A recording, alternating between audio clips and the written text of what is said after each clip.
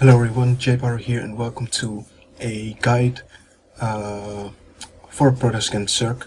This time it is going to be a better sentry-Immortal all-in, which is basically a redistribution in economy, which allows you to get earlier sentries and still move out at a normal timing, but with more sentry energy. When I've seen pro gamers or even non-pro gamers do this build, I've always wondered why they would make the Immortals first, and then as they move out they make the sentries, essentially paying like 100 gas for one force field, and the energy and their sentries are just on low energy when they move out. So that seemed really inefficient to me. So I thought with the gateway expand, since you tech a lot faster, let's get the sentries first and then the Immortals. And since with the fast attack with the gateway expand compared to the forge fast expand, you still get the Immortals at the same time as a normal forge fast expand all in. So that makes up for that still makes the timing just as strong because it's at the same time but with more energy. So as you can see now, I'm walling with the gateway and the cybercore very soon. This is because you will be opening Salad and after that 4 sentries, so you don't really want to have your gateway and pylon here, and then when your opponent sees that you're opening with the gateway expand, have speed links around your base, entering and going out of your base freely. So that's why I wall at the ramp. It's really traditional. This is what brothers used to do. It's really good against speedling openings, of course. They can block it with a salad and all will be good. So I'm getting the 14 gas, very standard, and then the cybercore after it. If you're watching this from my YouTube, there's a link to the Team Liquid thread. There you can find the exact build orders with all the timings, pylons, chrono boost, units. You can find it all there. So this game I really want to talk more about actually the build and why I think it's better. Like I said before, you have more energy on your sentries. You also have less sentries. You have you move out with 7 sentries, but you normally let's say parting or another product with the forge fast expand will go with about 9 or even go up to 10 sentries, and I think it's really unnecessary because most of those sentries are being warped in as you move out, so your sentries have really very few energy, while some of our sentries are almost at max energy at that point when you actually hit your opponent's base. So I think it's a lot better for the sentry count. Also, with the gateway opening, you force your opponent to get gas, and since you're not going to be aggressive, it's kind of a waste. That's why people don't open gas against a regular sentry-Immortal, because it's basically useless. But if you go gateway expand, the Zerg will have to account for 5 gates, even 4 gates could be possible. Now, well, I got the gas, maybe like a sentry salad, 4 gate could still be possible. So there's a lot more the Zerg has to account for. He's even getting a spine crawler because he sees no nexus. He may cancel that, I'm not sure. Yeah, there he goes, he cancels that. So there's a lot more the Zerg has to account for. When you go for fast expand, you get the robo really early, and it's really easy to scout as the Zerg because you get it before the stalker. Oh no, you get it actually after the stalker. Sorry, my mistake. But you still get the robo really early. Don't move out with the stalker. If you do, there will be an overflow probably flying in. It's a lot more difficult to hide it when you're going for fast expand. In my opinion, I already have sentries out now. I don't feel like he's forced to go scout me yet. Also, because of my high sentry count, when he will poke up with his speedlings again, I will have 4 sentries at the ramp and the forge, so he may not suspect that there is a robo already halfway done. Also, I'm not taking my 3rd and my 4th gases at all with this build.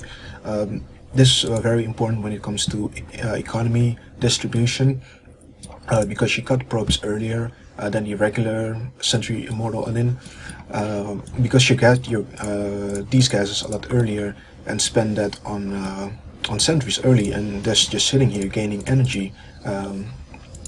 Yeah, that's basically what they do. So if you read the guide on Team Liquid already, when Warp Gate is done, I do a move out. It's essentially a fake move out.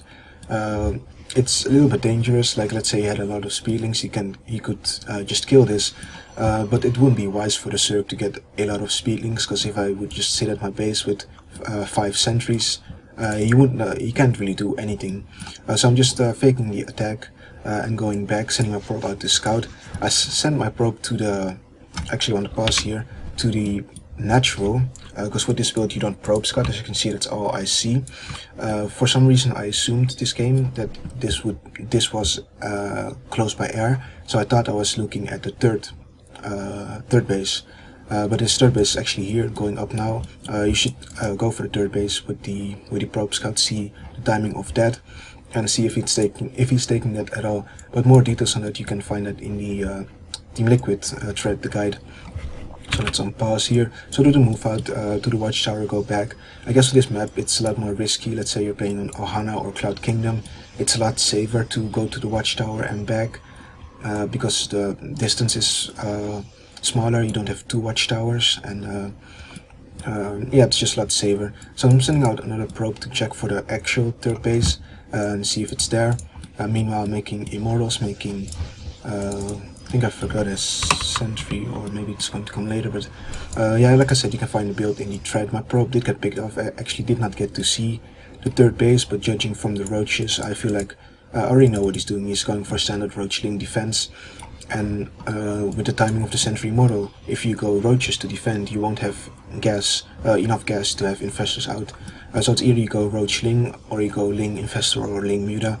Unless you have like a ton of spines. On this map it would be possible to have a lot of spines. You sack the turret, a lot of spines, and then with roachling you can eventually get up to infestors without dying. But generally that's not a good idea. So as you can see now, I have my 7 sentries, and one is already at max energy, and a lot of them are at really high energy.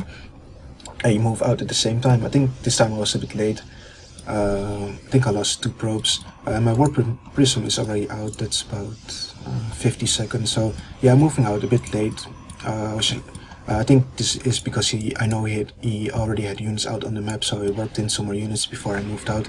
But it really is the same timing as the regular sentry-Immortal off of Forge Fast Expand.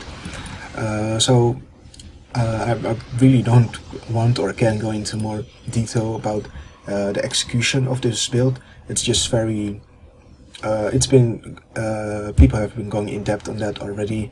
I'm not particularly familiar with the execution, and I haven't been doing this build a lot of times. I will be posting links to I think a guide from Remark, and Day9 also did a daily on it, so you can find more information about execution and yeah, and the build in general there. Because the execution is the same, just the build order is a bit different. It's still 8 gateway. I should do more of this one in warp gate. It's still 8 gateway all in, just a different economy, and you have more sentries on your more energy on your sentries. Please excuse my bad force field micro. Like I said before, I don't do this build normally. I normally don't even build sentries in PvZ apart from maybe 1 or 2. If you have been watching videos on my YouTube, you would see that I actually don't make a lot of sentries, but I think overall it went decent this game. As far as micro, he's just trying to snipe a Immortal or a Stalker, but not quite working. The +1, you still get the +1 with this build. Right now I'm getting another gas. I felt a little uncomfortable because my force foods were bad, so I'm trying to replenish with more sentries, but normally you would not have this problem. You can just replenish with Zealots and Stalkers only to for more DPS, while your sentries will still be at high energy. This one is still at has a lot of energy, and it has still energy left to force field, so I'm not spending my force field that efficiently in this game, but I'm sure you can probably execute it better than me if you're mid or even low master. So that's something to work on, your execution as well. I'm not even mining from that gas. Yeah, that sort of rounds up this tutorial. I know it's been very short. I actually want to go back into the game so you can see where I'm actually getting the sentries and all. You actually don't spend current boost on the gateway to get these sentries. Let's go a little bit more forward. You don't spend current boost on the gateway. Just have it rally out sentries while you make probes. You get your nexus. Here I recommend staying up the ramp with your units. So if he somehow would have speed already done and swarm you with speed links, you can cancel the nexus and still be safe. I'll probably have some replays in the Team Liquid thread as well. When that happens, you're actually not far behind at all. Like old school Protoss players will know that if you go for a 1-gate expand and your opponent made a lot of speed links in early game, but you're not far behind if you have to delay your nexus at all. It's actually very normal. You can just go 3-gate expand or even all in from there. So don't be hesitant. Try to stay safe with your sentries because you can't lose them. That's the whole purpose of going for this gateway expand, to get the early sentries with more energy. Right here I'm just seeing a slow link, so I'm sort of going down the ramp. But I'm really preferring staying on the ramp, not necessarily in the choke. I don't think that's needed, but once the forge and the pylon goes down, or the pylon on that side, now here, I recommend just putting your units here. Then you have a sort of wall. I think you can place one force field here and you're safe.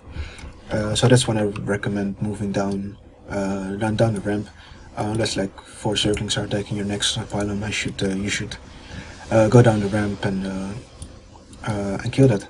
Meanwhile, the robo's done. You chronos the robo at all times, and then you get some gateways after the 2nd Immortal, and then after the 3rd Immortal you get some more gateways, and then the train is ready to leave the station. Your +1, I think maybe late this game. I actually don't spend chrono boost on the +1. I think this game was late, so I spent some chrono boost on it. There you get a cannon. I really prefer getting the cannon. When you go Forge Fast Expand, of course the cannon is a lot earlier. So right now I'm just getting it after when I move out. +1 is finishing any observer, rallying 2 to my army sometime soon, and you're ready to push. Some key things I want to know that I got from other tutorials is that you of course use the warp prism to micro. That's why you bring the probe and a warp prism. Warp prism is for micro, the pylon is to warp in. As you can see here, if your force fields aren't good, like my force fields, you can just pick off units that are low on health, and you can sort of have another chance with them. It's actually really cool micro tick with the warp prism. I think if you like unload and load immortals really fast in and out the warp prism, you can completely dodge road shots, but that requires some really good micro. So yeah, that's it. Normally if I do this build, you don't go for the 3rd. I would just go straight to the main and kill your opponent. It really is an all-in. Yeah, I think even more all-in than the regular one, because I'm only on 2 gases, and I have 6 less probes because I don't mine from 3rd and 4th gas. So that's why I think it's a bit more all-in. But on the other hand, also better, like I said before, you have more sentries. You don't make sentries as you move out, and you can make stalkers and zealots as DPS units a lot faster while still having force fields. So I hope you like this short but I hope helpful tutorial. The build order can be found in the Team Liquid thread. Yeah, if you have any questions, message me. If you've been following my channel earlier, you know that I like Gateway Expand. I don't think it's risky at all if you play it properly. It's just a little more difficult, I think, when it comes to thought process and responding to what you see your opponent do. Then the Forge Fast Expand, you just get a Pylon, Forge, Cannon, Nexus, or in whatever order. So if you have any questions or problems executing this, dying to some all-ins, please PM me and I will try to help you. So thank you for watching. Make sure to subscribe. I will be, after the new year, I have exams coming up, unfortunately. I will be still trying to get some more thoughts out. I've been slacking a lot on those, but that's mainly because I'm just trying out new builds in all matchups. I haven't really found anything that I find useful to show and want to do a guide on, but hopefully I'll find something soon. Maybe I'll do some... I really don't like doing regular things because I think there's already a ton of guides, videos, whatever online that show like regular builds and executions, and So I'm really trying to find something fresh, something new, something fun to play with. So hopefully you can subscribe and you'll be notified when I upload videos. So thank you for watching once again, and hopefully I will see you in the next video.